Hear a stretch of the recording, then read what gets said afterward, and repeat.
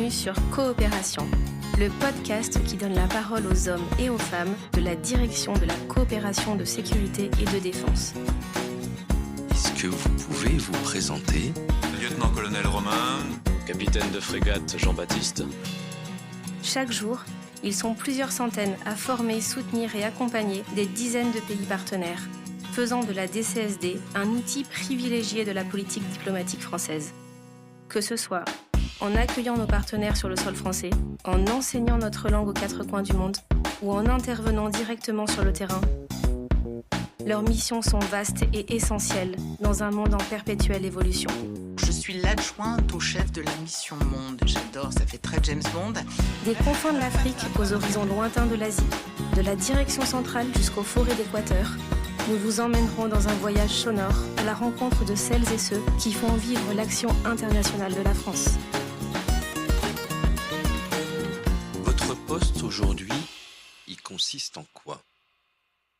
Dans ce nouvel épisode de Coopération, nous sommes allés à la rencontre de Stéphane, le nouveau coopérant de la DCSD au Bénin. Fort de plus d'une quinzaine d'années en déploiement opérationnel, cet officier issu de la Marine nationale est un interlocuteur privilégié des militaires béninois pour les accompagner, les conseiller et participer à leur formation. Dans le golfe de Guinée, un espace maritime stratégique, l'action de la DCSD, incarnée par ce Breton passionné, permet un partenariat étroit pour mener à bien les nombreuses actions de l'État en mer dans la lutte contre les narcotrafics, la pêche illicite ou encore la piraterie. Stéphane, bonjour. Bonjour Jean-Raphaël. Nous sommes aujourd'hui avec vous en direct du Bénin. Est-ce que vous pouvez vous présenter et nous parler un petit peu de votre parcours ? Qui êtes-vous ? Je suis Stéphane, j'ai 40 ans et je suis dans la Marine nationale depuis 2006, donc ça fait maintenant un peu plus de 17 ans. Avant de rentrer dans la Marine, j'ai grandi en Bretagne, à Brest. Je voyais souvent des bateaux au large et au fur et à mesure de mon adolescence, j'avais l'envie qui venait d'aller naviguer et pourquoi pas d'aller faire des opérations au large. J'ai un parcours universitaire sportif parce que j'ai fait la fac de sport. Et puis donc quand j'étais en master, j'ai fait le choix de m'engager dans la marine. Dans la marine, je suis rentré en tant qu'officier sous contrat.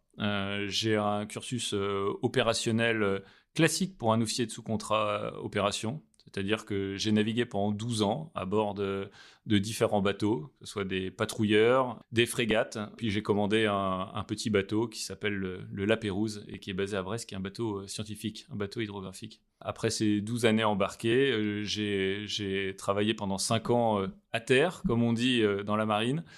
Tout d'abord dans un cabinet, j'étais chef de cabinet de l'amiral commandant les forces sous-marines. Et tout dernièrement, j'étais en charge du recrutement pour la Marine nationale, pour le Grand Ouest de la France. Et donc, je pilotais l'activité de recrutement des CIRFA. Et donc, comme vous voyez, c'est des expériences variées. Et depuis quelques mois, j'ai la chance maintenant d'être coopérant militaire à Cotonou, chargé du projet appui à l'action de l'État en mer, dont je vous parle aujourd'hui bien volontiers. Alors, vous avez déjà anticipé ma prochaine question. Vous êtes aujourd'hui coopérant pour la DCSD. Quelle est justement la mission qui vous a été donnée sur votre présence au Bénin ? Donc, la domination de mon poste, c'est chargé du projet appui à l'action de l'État en mer.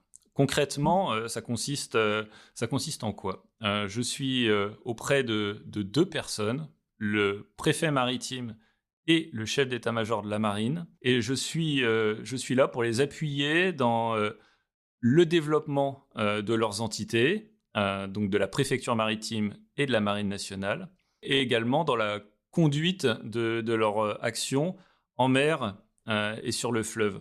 Concrètement, je peux vous donner quelques exemples, c'est assez vaste parce que je peux très bien les conseiller dans la doctrine, c'est-à-dire les écrits qui vont guider l'action de leurs entités. Je peux être là pour les appuyer dans la progression de leurs marins et l'amélioration de leurs outils. Et je peux être là aussi pour les conseiller dans la mise en œuvre de la chaîne opérationnelle quand des opérations, des actions se passent en mer ou sur le fleuve. D'accord.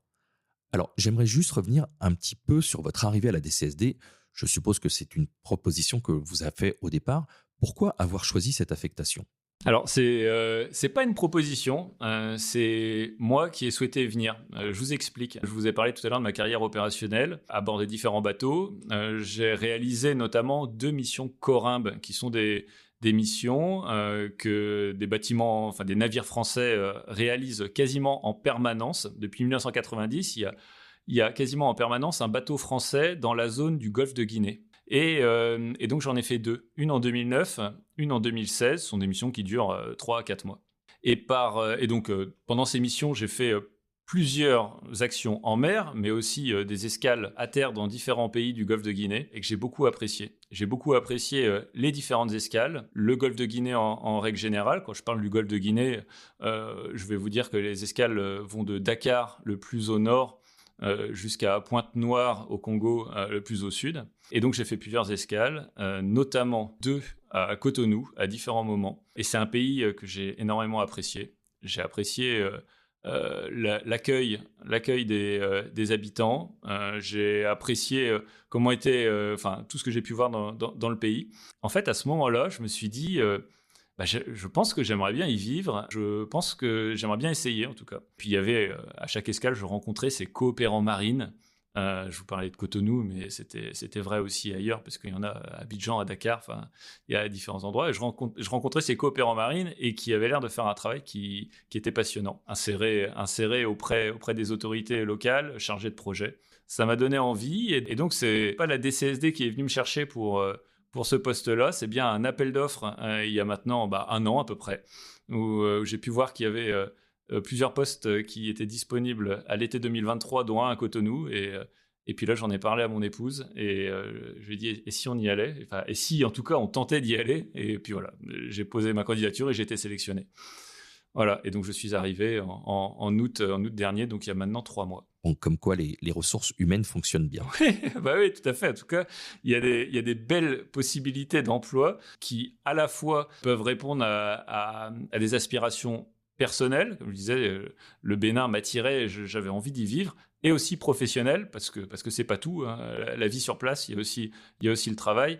Et travailler inséré dans la marine béninoise, on en parlera probablement tout à l'heure, mais c'est aussi très intéressant. À propos du Bénin et de votre arrivée, comment se passe le premier contact avec vos homologues béninois ? Le premier contact, il est très bon. Et effectivement, quand j'arrive le 7 août dernier, j'étais accueilli par mon prédécesseur, la personne qui était en place avant moi, qui m'a dit qu'il avait concocté une semaine de passation et donc de rencontres, mais je ne savais pas qui j'allais rencontrer. Et puis même s'il m'avait écrit une suite, j'avais que très partiellement le sujet en tête. Et donc en fait, pendant une semaine, on a passé notre temps à rencontrer les différents interlocuteurs qu'il a pu avoir pendant ces 3 années, lui, en poste. C'était super parce qu'on n'a pas passé une passation, justement, on ne s'est pas fait une passation de suite dans un bureau où on a regardé son ordinateur pendant 5 jours.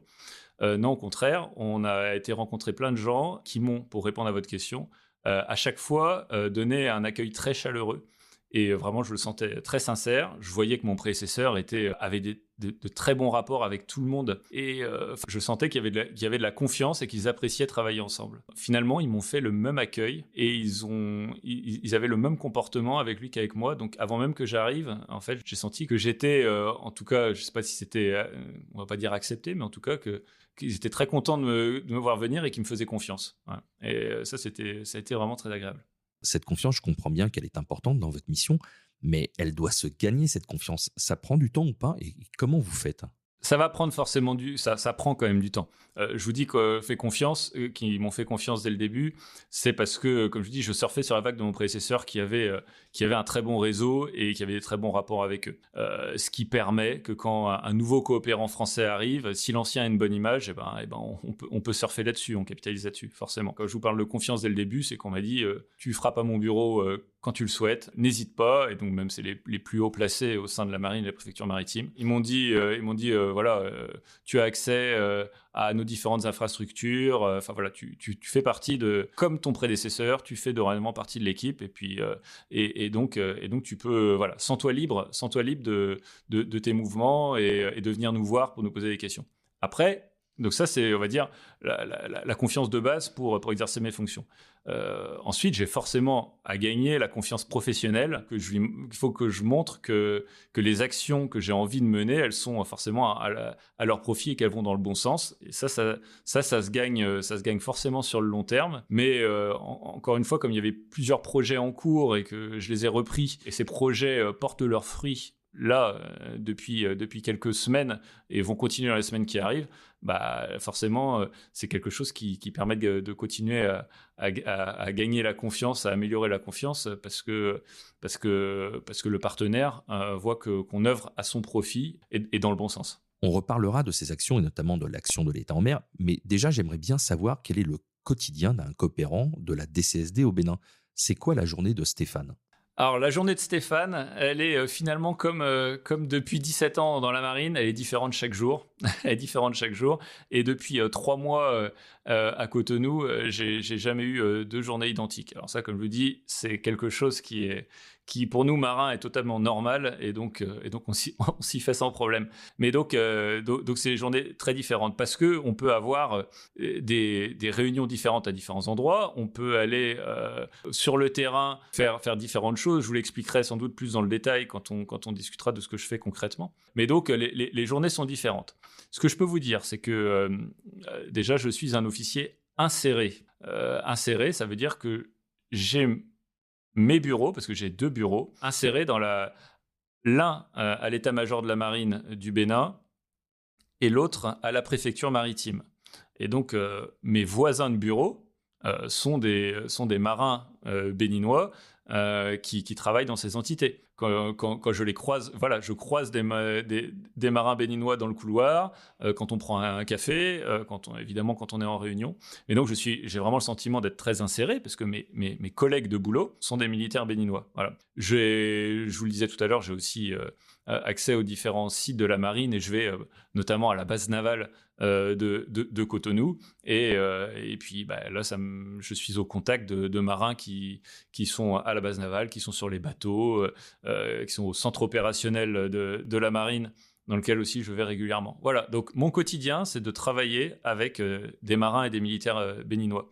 Je porte l'uniforme de la marine béninoise. Par exemple, ma voiture de fonction est une voiture qui a des plaques militaires béninoises. Vous voyez ? Donc vraiment, je suis un officier inséré. Ça, c'est, on va dire, 90% du temps. Et 10% du temps, je le passe à l'ambassade de France ou en lien avec l'ambassade de France pour 2 raisons principales. C'est à l'ambassade qui est l'attaché de défense, qui est la personne à qui je rends compte de mes actions. Et cet attaché de défense, il a la particularité d'avoir de nombreuses années de coopération en Afrique derrière lui. Il a travaillé dans de nombreux pays africains. Et donc, il me partage son expérience et c'est évidemment un allié de poids pour moi pour guider mon action sur place. Voilà. Donc, je le vois et je suis en échange quotidiennement avec lui. Et puis, donc, je vais de temps en temps à sa rencontre à l'ambassade. Et puis, il y a une deuxième partie à l'ambassade, c'est qu'il y a notre organisme de soutien qui s'appelle le DACSD, qui nous apporte notamment le soutien financier et soutien logistique, technique du coopérant, et que je vais rencontrer aussi de temps en temps. Voilà, donc je vais aussi à l'ambassade de France, et je vois l'ambassadeur et ses équipes, et je travaille sur quelques sujets avec eux également.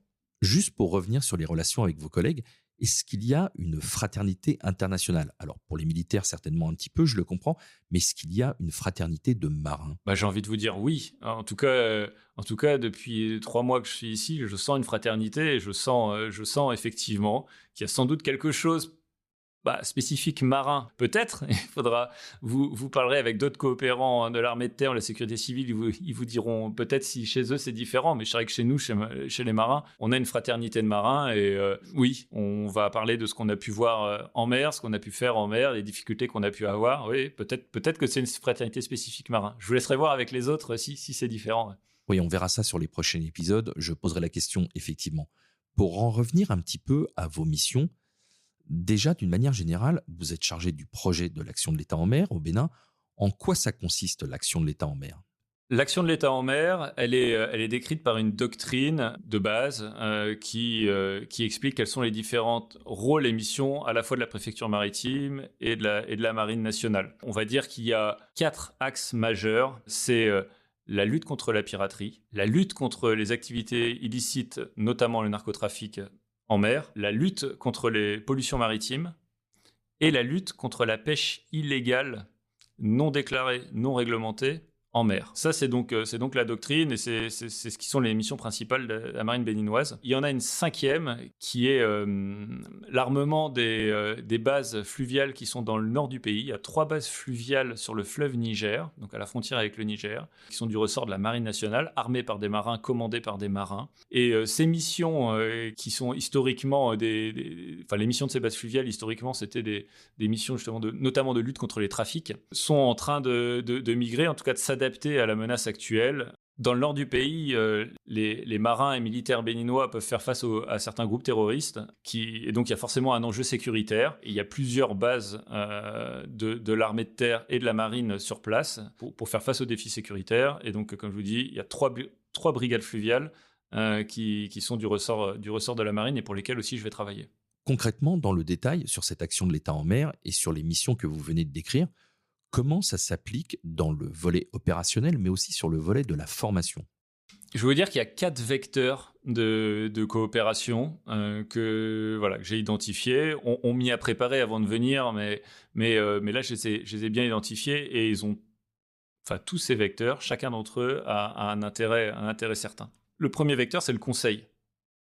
Fort de mon expérience opérationnelle, notamment dans l'action de l'État en mer, et également en m'appuyant sur mon réseau de camarades marins que j'ai pu rencontrer tout au long de ma carrière, je vais être à même de conseiller le partenaire dans la préparation et l'exécution de ces missions. Je vous donne des exemples. Pendant 2 ans, j'ai été affecté sur un patrouilleur en Guyane.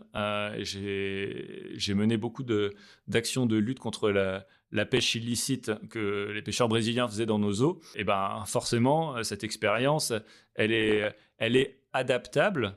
Et comme je vous dis adaptable, il faut l'adapter au contexte ici, mais elle est adaptable aux enjeux auxquels fait face la Marine nationale dans la lutte contre la pêche illicite. J'ai également pu mener des actions de lutte contre la piraterie ou de lutte contre le narcotrafic dans mes différentes affectations sur des bateaux français. Là, ça, je les partage. Je partage cette expérience et du coup, l'analyse avec le partenaire béninois. Il y a d'autres domaines dans lesquels moi, je n'ai pas une grande expertise et modestement, je me garde de donner tout conseil. C'est par exemple la partie fusilier commando. Je suis très loin d'être un commando marine. Et donc ici, au Bénin, il y a un des enjeux du chef d'état-major de la marine, c'est la montée en puissance de son groupe de fusiliers marins. Et là, je me base pour aller chercher des conseils. Je vais tout simplement, je vais appeler mes copains, notamment à Lorient, avec qui j'ai pu travailler, certains avec qui j'ai des bonnes amitiés, et je peux leur demander des conseils. Et ça peut être dans un domaine très large, qui peut très bien être aussi technique ou d'entraînement, des choses comme ça. Concrètement, si le chef des fusiliers marins ici me demande comment augmenter physiquement le niveau de mes fusiliers, est-ce que vous avez des conseils à me donner? Je peux très bien aller en chercher chez mes camarades. Voilà. Donc ça, c'est le premier vecteur. Le deuxième vecteur, et qui est, c'est la bonne transition en lien avec le premier, c'est la formation. La formation, puisqu'on va organiser plusieurs formations, plusieurs types de formations au profit des marins béninois. Qui sont les formateurs? Tout d'abord, moi. Moi, justement, fort de mon expérience, je peux aider à faire progresser certains marins. Je veux dire, par exemple, au centre opérationnel de la marine, le CECOM, qui dirige les opérations en mer. Quand il y a une opération, soit un exercice en mer, je peux être au CECOM et je peux conseiller aussi bien le chef que les opérateurs dans leurs actions. Voilà. C'est une action qui peut leur permettre de progresser. Récemment, on a donc mené une opération de patrouille conjointe qui s'appelle Nemo avec des patrouilleurs et français et espagnols qui étaient dans le golfe de Guinée. Il y a deux patrouilleurs béninois qui étaient à la mer pour cette opération de lutte contre la pêche illicite. Je passais régulièrement au CECOM pour voir comment on organisait la patrouille et éventuellement les conseiller. Voilà, moi, je suis toujours dans la partie conseil et puis éventuellement, comme je dis, formation, c'est transmettre mon savoir à l'opérateur. ou au chef. Voilà. Évidemment, il n'y a pas que moi qui forme, et heureusement, parce que je n'ai qu'une modeste expérience. Je peux aller chercher et on peut aller solliciter d'autres entités, d'autres personnes pour venir donner des formations.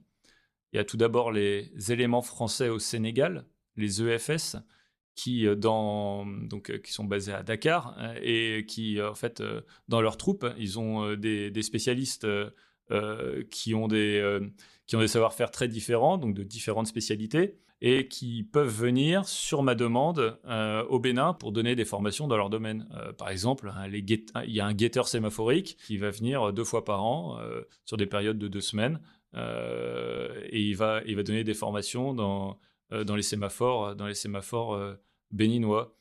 Il peut y avoir aussi des plongeurs démineurs, mais qui viennent ici dans le cadre de la plongée pour former et faire progresser les plongeurs de bord. Il y a aussi des mécaniciens navals qui peuvent venir, toujours dans la même optique, donner une semaine de formation pour permettre aux partenaires de gagner en savoir-faire dans la partie mécanique. Vous voyez, donc ça, ce sont donc les militaires des EFS à Dakar.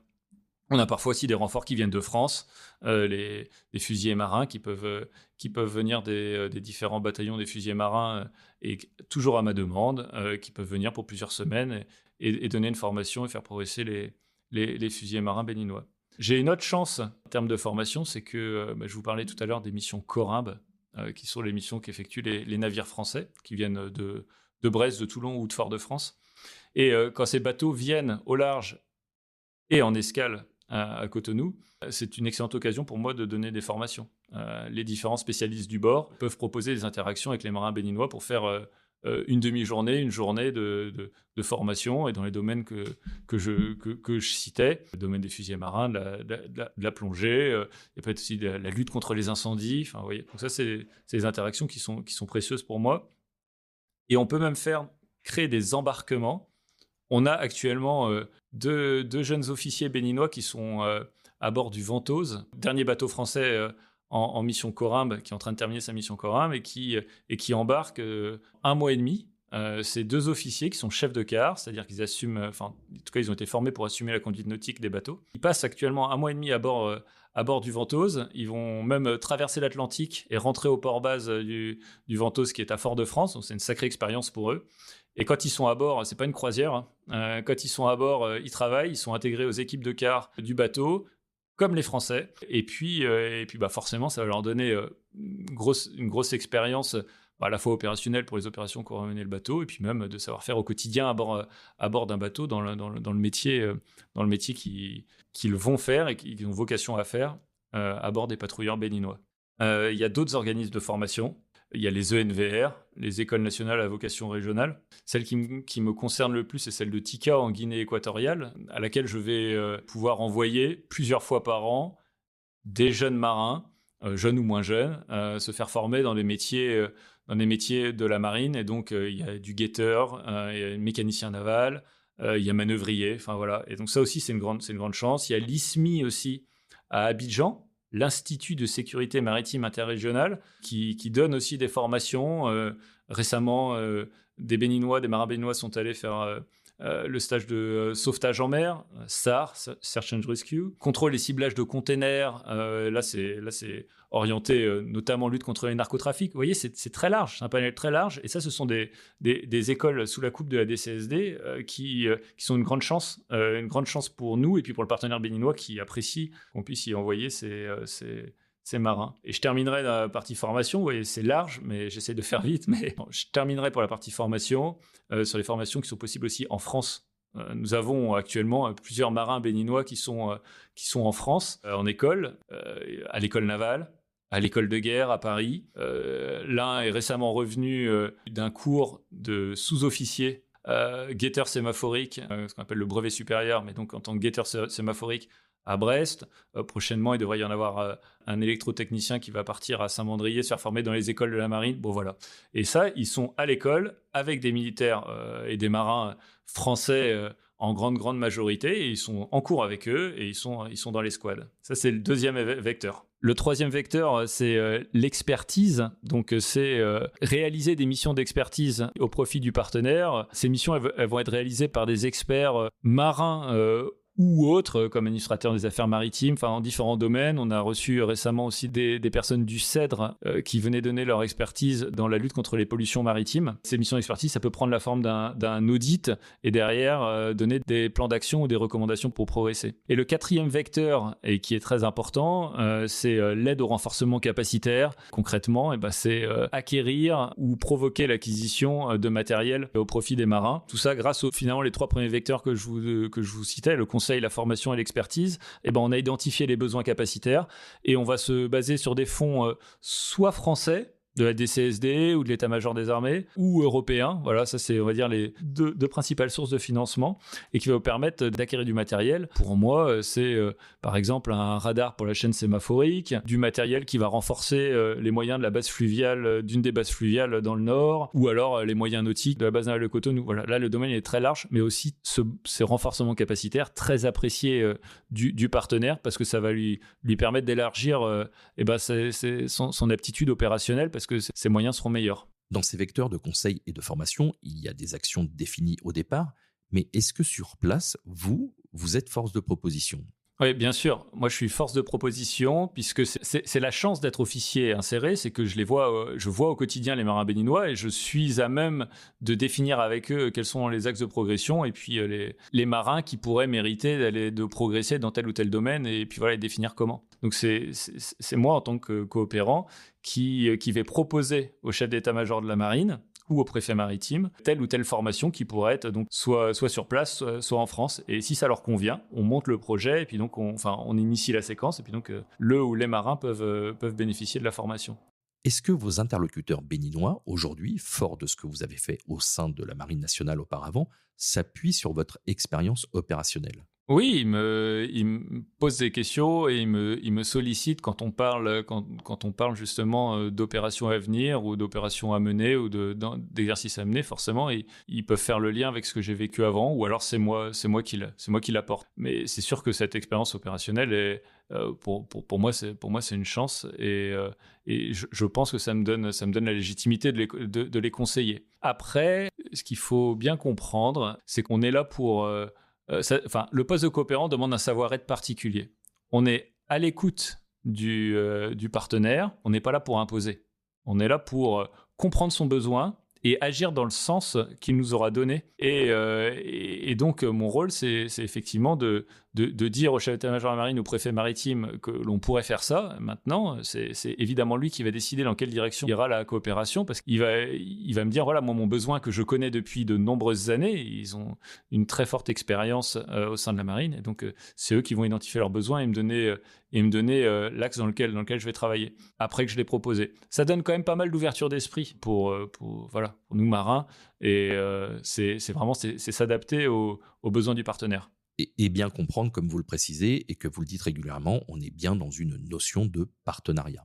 Bien sûr, je vais vous donner l'exemple dans l'action de l'État en mer, mon domaine d'action. Moi, je connais le modèle d'action de l'État en mer français, je l'ai quand même pas mal pratiqué. Le modèle d'action de l'État en mer béninois, il ressemble un petit peu, mais il a aussi ses spécificités. Je ne suis absolument pas là pour imposer le modèle d'action de l'État en mer français. Mais bien de m'appuyer sur ma connaissance du modèle français et l'adapter aux besoins et aux contraintes du Bénin. La ZEE du Bénin, la zone économique exclusive du Bénin, elle reste forcément assez petite par rapport à la ZEE française, qui est le deuxième espace maritime mondial. Et donc, il n'est pas question de dire qu'il faut faire exactement comme on fait en France. On n'a pas les mêmes contraintes. Donc, je vous parlais tout à l'heure de police des pêches en Guyane. La ZEE de la Guyane est quasiment 3 fois supérieure à la ZEE du Bénin. Donc, vous voyez, c'est pas pareil, c'est pas la même chose. Donc, je ne suis pas là pour imposer. Il faut évidemment s'adapter à l'environnement du partenaire, aux attentes du partenaire. Il y a quelques semaines, il y a eu l'exercice Grand African Nemo. Quels sont les partenaires locaux, régionaux et internationaux qui étaient présents ?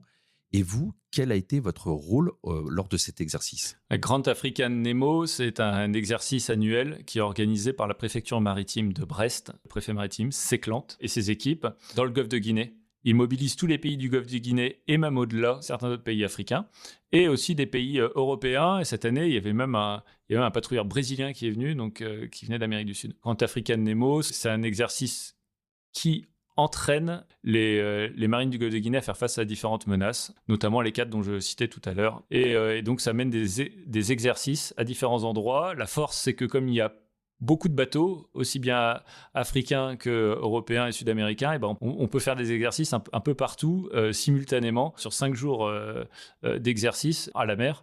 Il y a eu une multitude d'interactions. Concrètement, moi, au Bénin, j'étais au centre opérationnel et donc j'ai d'abord préparé puis aidé à la conduite de l'exercice depuis le centre opérationnel. Le Bénin a eu 2 moments d'exercice. Le premier sur le thème de la pollution maritime et le deuxième, lutte contre le narcotrafic. L'avantage pour moi, c'est à la fois être là pour la préparation, puis la conduite. Ça me permet de voir tout ce qui a été fait, et puis après de faire un bon débriefing pour identifier les axes d'effort. Et vous voyez que du coup, ça va dans la continuité de ce que je vous disais tout à l'heure, c'est qu'à partir du moment où on a vu ça, on fait un nouvel état des lieux et on se dit dans tel domaine on pourrait progresser. On pourrait faire une mission de formation ou une mission d'expertise, pour progresser dans tel domaine.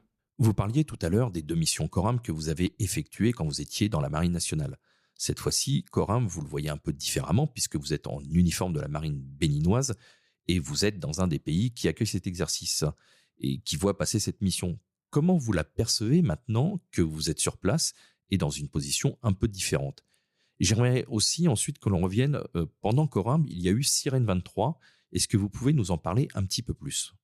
Les missions Coram et les bateaux Coram qui arrivent en escale au Cotonou, c'est vrai que maintenant je les vois du côté depuis la terre et insérés dans la marine béninoise. C'est regardé avec intérêt, avec un regard très bienveillant, parce que le partenaire voit l'intérêt qu'il a à avoir des interactions avec ce bateau-là, aussi bien à terre qu'en mer. Pour nous, c'est une chance, et c'est une grande chance d'avoir ces bateaux-là qui peuvent nous appuyer dans la coopération. Vous l'avez compris, le bateau Coram, à la base, il est déployé parce que c'est une mission opérationnelle. Le Mistral, qui est actuellement en Coram, vient de saisir, je crois, près de 700 kilos de cocaïne dans le golfe de Guinée. Il y a quelques semaines, le Ventose, c'est plus de 2 tonnes de cocaïne.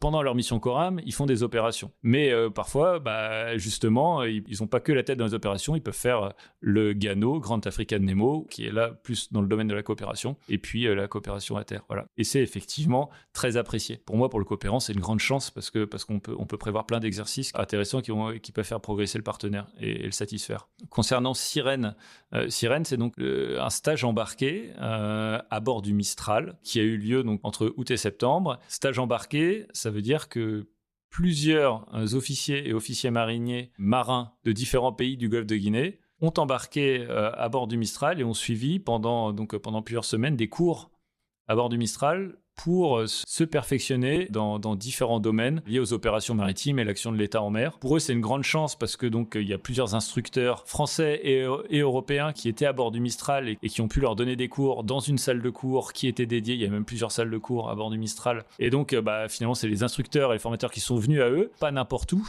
C'était quand même à bord du Mistral, de ce porte-hélicoptère amphibie. Et donc, quand ils sortaient de leur salle de cours, à la fin de la journée de cours, ils n'étaient pas à terre et rentraient pas à la maison, bien au contraire. Ils étaient insérés dans l'équipage du Mistral et ils pouvaient voir aussi bien en passerelle, aux différents endroits du bateau, ce que fait le bateau et encore mieux se former. Et puis pendant l'escale ici à Cotonou, on a mené une grande réunion avec les acteurs de la mer et du monde maritime du Bénin, réunion organisée entre le bâtiment Le Mistral, la délégation de l'Union européenne et ici le préfet maritime, qui a permis à ces différentes personnes de présenter un panel assez large d'acteurs du monde de la mer au Bénin, ce que chacun fait.